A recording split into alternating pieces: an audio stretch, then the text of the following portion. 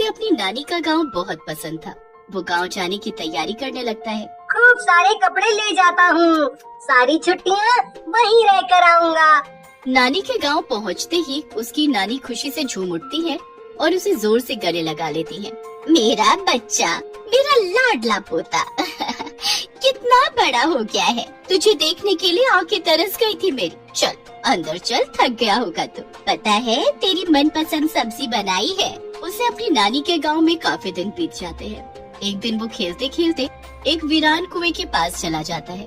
उसने आज से पहले इतना गहरा और अंधेरा कुआं कभी नहीं देखा था। कितना अंधेरा है नीचे, लगता है बहुत गहरा है। पर ये कुआं इतना सुनसान क्यों है? इसमें पानी क्यों नहीं रहता होगा?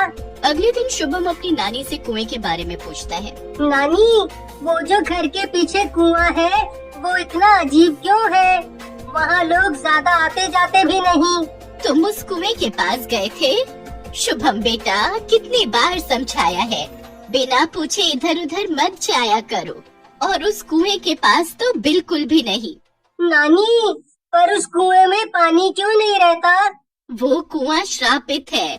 वहाँ कई सालों से एक डरावनी चुड़ैल रहती है। पूरे गांव में उसका डर फैला हुआ है। सब डरते हैं उससे। अच्छा, क्या किया उस चुड़ैल ने? अरे वो रात को लोगों के बच्चे चुरा कर चौराहे पर रख देती है। अलग अलग तरीके से गांव वालों को सताती है। तुम मत जाना उस कुएं के पास। शुभम पूरी रात उस चुड़ैल के बारे में सोचता रहता है। अगले दिन वो अपने दोस्तों के साथ खेल रहा होता है तो उसके दोस्त उसे बताते हैं। शुभम, तुम्हें पता है उस शापित कुएं के बारे में? हाँ, थोड़ा बहुत। नानी ने वहाँ जाने से मना किया है। लोग कहते हैं कि वहाँ चुड़ैल रहती है, बहुत डरावनी चुड़ैल। तुम जानते हो उसके बारे में? हाँ, मेरे पापा ने तो देखी भी है। वो अमावस्या की रात को पूरे गांव में घूमती है। उस रात कोई बाहर नहीं निकलता। शुभम कुछ नहीं कहता, पर उसके मन में कई सवाल चल रहे होते हैं। वो कुएं के बारे में और भी जानना चाहता था, पर नानी ने उसे वहां जाने से मना किया था। रात को जब नानी और बाकी लोग सो जाते हैं, तो शुभम चुपके से घर से बाहर निकल जाता है और कुएं के पास चला जाता है। शुभम कुएं के अंदर झांकता है।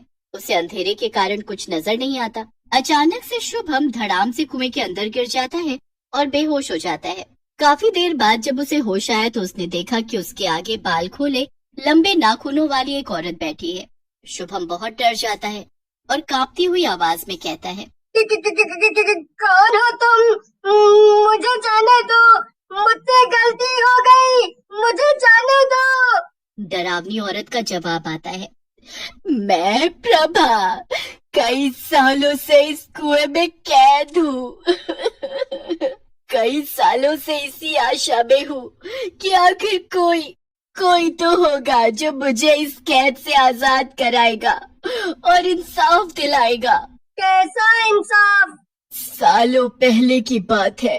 मैं भी एक आम इंसान थी, पर मेरा पति मुझे दहेज के लिए रोज सुनाया करता था। वो शराब पीकर आता और मुझ पर जुल्म करता। मैंने जब इसके खिलाफ आवाज उठानी चाही तो उसने मेरी हत्या कर दी और मेरी लाश इस कुएं में फेंक दी। तब से लेकर आज तक मैं रोज लोगों से रो रो कर इंसाफ की भीख मांगती हूँ, पर लोग मुझे एक श्राप समझते हैं, मुझसे डरते हैं। तुमने कभी किसी से कहा क्यों नहीं? तुम्हारे पास तो शक्तियाँ है ना, तो तुम अपने पति की सच्चाई सामने ला सकती हो। हाँ, पर लोग मेरी बात ही नहीं सुनना चाहते। वो मुझसे डरते हैं। सब सोचते हैं कि मैं बहुत बुरी हूँ। अगर तुम अच्छी हो तो गांव में इतने हादसे क्यों होते हैं? वो सब कौन कर रहा है? शायद गांव में कोई दूसरी चुड़ैल है जो मुझे बदनाम करना चाहती है। हो सकता है कि ये सब वही कर रही हो। मुझे ज्यादा कुछ नहीं पता। मैं इस कुएं से बाहर नहीं निकल पाती तो उसके बारे में कैसे जान सकती हूँ। तुम चिंता मत करो, मैं जरूर पता लगा लूंगा कि आखिर ये सब कौन कर रहा है। शुभम उसकी पीड़ा समझता है और मन में उसे इंसाफ दिलाने की ठान लेता है और प्रभा को विश्वास दिलाता है कि वो उसे इंसाफ दिलाएगा। प्रभा उसे कुएं से बाहर जाने देती है। शुभम सब गांव वालों को कुएं का रहस्य बताता है, पर कोई भी उसकी बातों पर यकीन नहीं करता। अरे अब क्या हम इस शहर के आए हुए लड़के की बातों पर यकीन करेंगे? हाँ हाँ, बिल्कुल ठीक कहा।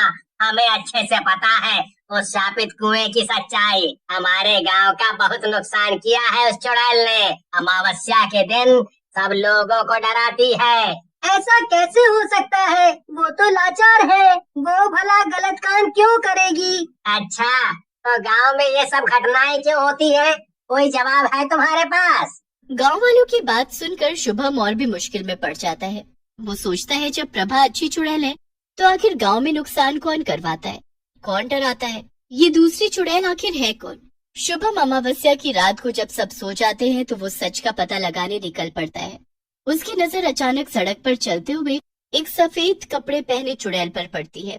शुभम बहुत डर जाता है पर वो हिम्मत नहीं हारता। शुभम उस चुड़ैल के पीछे पीछे जाता है तो वो देखता है कि वो चुड़ैल प्रभा के पति के घर जा रही है। चुड़ैल के घर में घुसते ही शुभम खिड़की के बाहर से देखता है, अंदर से किसी आदमी की आवाज आती है। आज तो गांव वालों का डर डर के बुरा हाल हो जाएगा।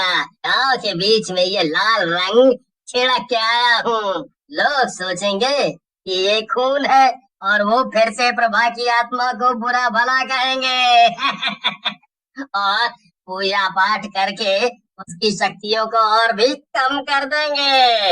अच्छा, आज तक गांव में जो भी डरावने हादसे होते थे वो सब ये प्रभा का पति करता है। इसको तो अब मजा चखाना पड़ेगा। शुभम अगली अमावस्या को फिर से प्रभा के पति का पीछा करता है और रात को गांव वालों को शोर कर करके उठा लेता है। इतने में प्रभा का पति सुरेश पेड़ के पीछे छुप जाता है। सब गांव वाले शुभम की आवाज सुनकर बाहर आ जाते हैं। अरे ओ शुभम, क्या है? तुम आज अमावस्या की रात को बाहर क्या कर रहे हो? ये पूरे गांव में शोर क्यों मचा रखा है? अरे वो चुड़ैल यहीं कहीं होगी। हाँ हाँ, मिलना चाहेंगे अपनी चुड़ैल से। शुभम पेड़ के पीछे से सुरेश का हाथ खींचकर लाता है। सभी गांव वाले ये देखकर हैरान हो जाते हैं। ये है चुड़ैल? अच्छा, ये सब इस सुरेश का किया धरा है। अरे तू इतने सालों से हमें धोखा देता आया है। अरे इसे तो गांव के चौराहे में फांसी दे देनी चाहिए। हमारी नाक के नीचे ये इतने गंदे काम कर रहा था। मुझे माफ कर दीजिए, मुझे जाने दीजिए, मुझे जाने दीजिए। अरे तेरी गलतियों की कोई माफी नहीं। तूने कितने बेकसूर बच्चों के जीवन के साथ खिलवाड़ किया है। यही नहीं, अपनी पत्नी का हत्यारा ये खुद है। इसने उस पर बहुत जुल्म किए, दहेज के लिए उसकी हत्या की। अरे पर ये सब इसने किया क्यों?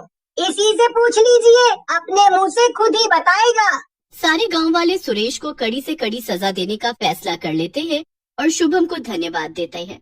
शुभम सरपंच के सामने सबको संबोधित करता है। तो देखा आप सबने कैसे हमारे ही सामने दोषी खुलेआम घूमते हैं और हम उन्हें पहचानने में गलती कर बैठते हैं। दहेज बहुत बड़ा पाप है। इसका समर्थन करने वाले बिल्कुल भी क्षमा के लायक नहीं। सब शुभम के लिए तालियां बजाते हैं और उसकी प्रशंसा करते हैं। नानी जोर से शुभम को गले लगा लेती है। मुझे तुझ पर गर्व है मेरे बच्चे। मेरा बच्चा।